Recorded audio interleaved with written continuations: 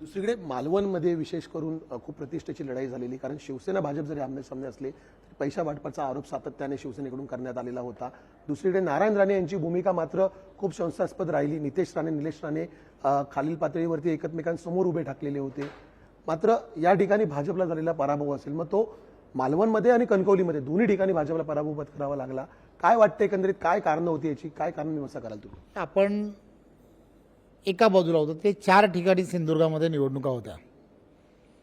4 ठिकाणी निवडणुका होत्या. सावंतवाडी आणि वेंगुर्ल्यामध्ये भारतीय जनता पार्टीचा अतिशय चांगल्या पद्धतीने विजय झाला. हे आपण याची सुद्धा चर्चा करणं हे अपेक्षित आहे.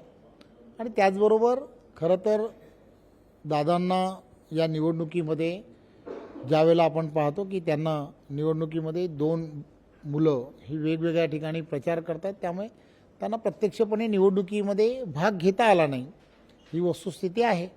त्यामुळे दादांनी जर या निवडणुकीमध्ये भारतीय जनता पार्टी म्हणून त्यांना भाग घेता आला असता तर या दोन्ही ठिकाणच्या निवडणुका हे आम्हाला जिंकता आल्या असतात.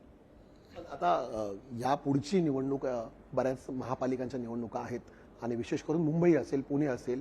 आज यापूर्वीपर्यंत एकनाथ शिंदे तीव्र नाराजी व्यक्त करत होते. कल्याण डोंबिवलीमधले पक्षप्रवेश झाले असतील, शिवसेनेतून भाजपमध्ये आलेले व्यक्ती असतील. काल पुणे पिंपरी चिंचवडमधल्या नगरसेवकांनी भाजपमध्ये प्रवेश केला आणि अजितदादांनी नाराजी व्यक्त केली आहे. असा काही मेसेज ठरला आहे का की मित्रपक्षांना प्रवेश द्यायचा नाही, आणि जर ठरलं असेल तर मग याचं पालन भाजप करणार आहे का? या संदर्भातले सर्व निर्णय जे आहेत, देवेंद्रजी आहेत, शिंदेसाहेब असतील किंवा अजितदादा, हे एवढी वर्ष राजकारणामध्ये असणारे एक फार अनुभवी असे नेते आहेत. त्यांना या सगळ्या गोष्टी कळतात. त्यामुळे त्या ठिकाणी काय निर्णय घ्यावेत, कशा पद्धतीने निर्णय घ्यावेत, हे सर्व ही मंडळी ठरवतील.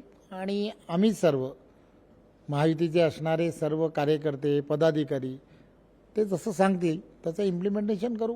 कल्याण डोंबिवलीमध्ये काय चित्र दिसेल, विशेष लक्ष